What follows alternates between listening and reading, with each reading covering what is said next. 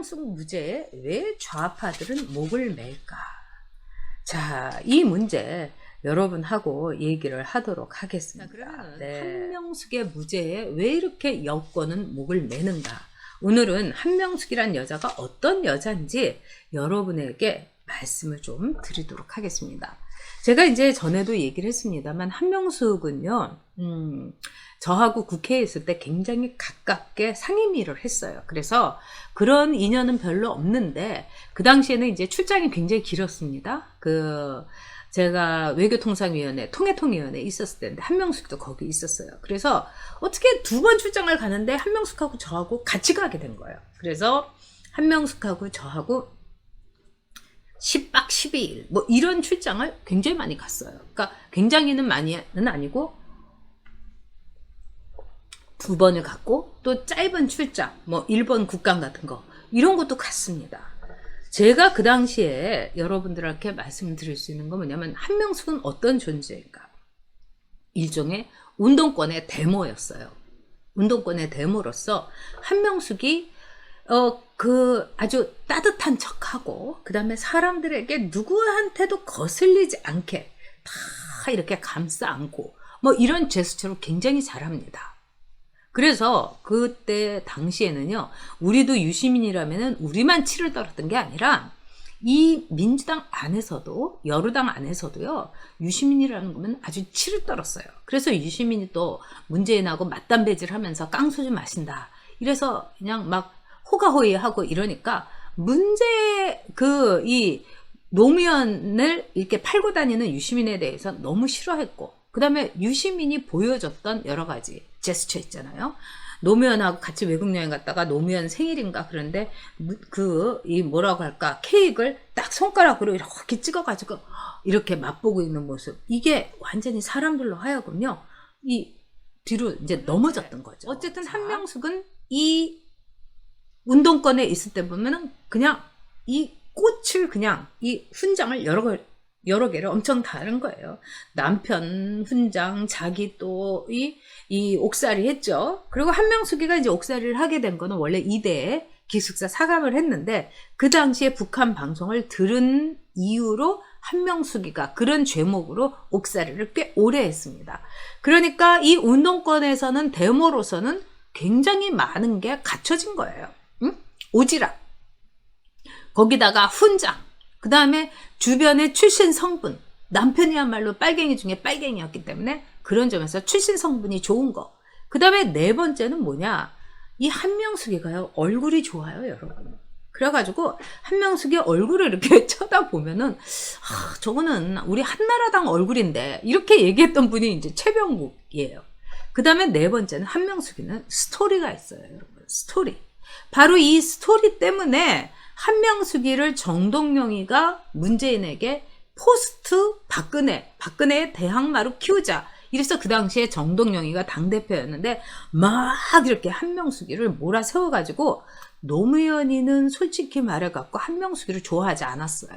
그래서 한명숙이를 국무총리를 시키길 원치 않았습니다. 그래서 저랑 그때 한명숙이가 총리가 되냐 마냐 할 때 저하고 카자흐스탄 뭐 탄탄 이런 데를 이제 같이 여행을 할 수 했던데요. 근데 한명숙이가 정말 이 휴대전화를 손에서 떼지 않더라고요. 언제 어디서 연락이 올까 해갖고. 그러면서 저한테 이제 막 얘기를 하는 거예요. 정동영이는 자기를 막 밀고 있는데 노무현이가 자기를 마음에 안 들어 한다고, 이러면서 자기도 좀 이렇게 아부를 많이 할 걸 막 이렇게 얘기를 하는 거예요. 자기는 무슨 아부를 안 한 것처럼.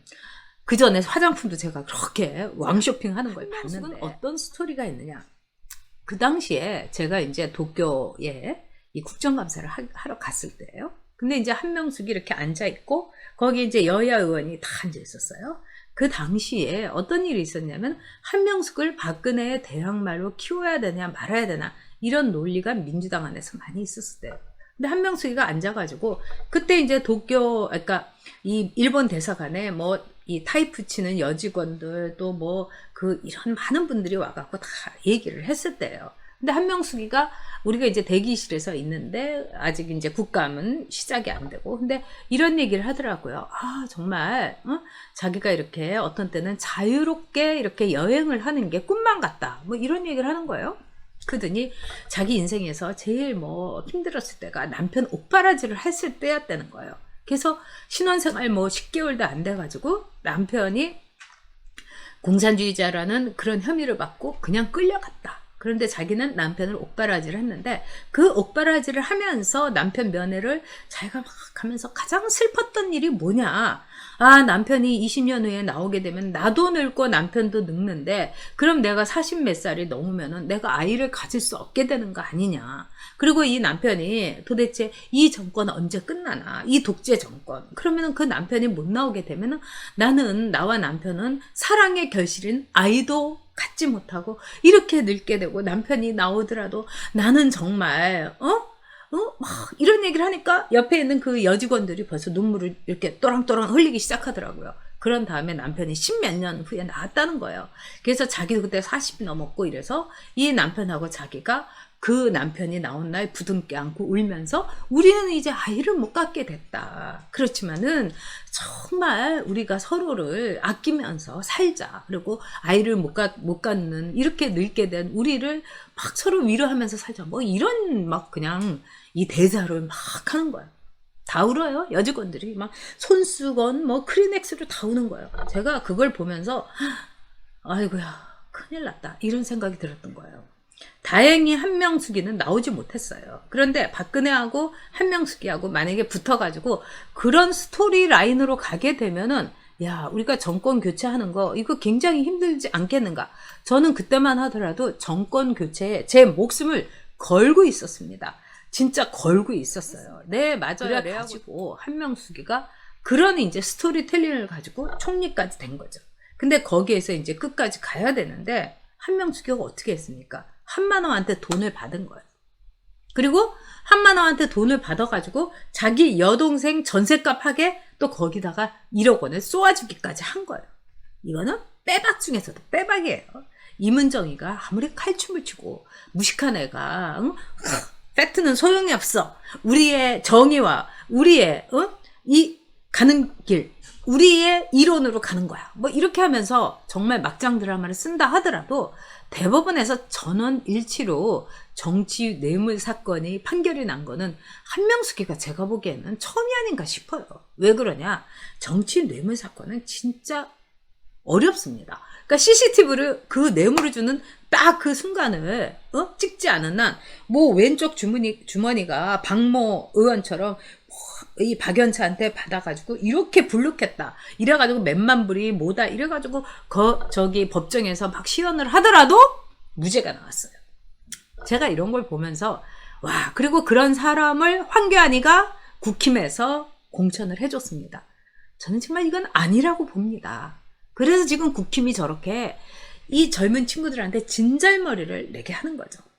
자, 한명숙 무죄에 왜 이렇게 목을 매는가? 그거는 한마디로 뭐겠습니까, 여러분? 한명숙 이퀄 이 좌파들의 타락을 한명숙이 일생을 통해서 보여주기 때문에 그런 거예요. 자, 아주 그 스토리도 있고요. 출신 성분도 있고요. 자기도 빵에 갔다 왔고요. 그 다음에 정말 대단한 이 강성의 좌파고요. 다 됐는데 이런 여자를 총리를 시켜줬더니 한만호한테 골프채도 받아 뭐 골프 뭐 옷도 받아 거기다가 그냥 9억 원 꿀꺽해 이런 게 그대로 수사를 통해서 밝혀졌기 때문에 지금의 386 즉 586의 타락 운동권의 타락 그 다음에 못 먹었던 좌파들이 돈 앞에서 얼마나 허겁지겁 해갖고 그 돈을 받아갖고 정말 천지분간도 모르고 자기 동생한테 1억을 또 쏴주기까지 하고 이게 바로 나의 얼굴. 한명숙은 바로 좌파의 자화상이기 때문에 그렇습니다, 여러분. 그런 한명숙이가 법정에 어떻게 나갔는지 보세요. 딱 성경책 끼고 나갔어요.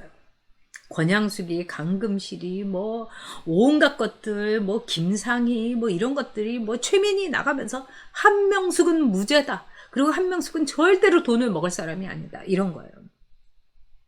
한명숙을 모르는 거죠. 좌파의 본질을 모르는 거죠. 자, 그렇기 때문에 왜 한명숙 무죄의 목을 매는가? 결론은 이겁니다. 한명숙이 바로 좌파의 일생, 좌파의 자화상이기 때문이다. 너무 보기 싫은 거죠. 그리고 너무 부끄러운 거죠.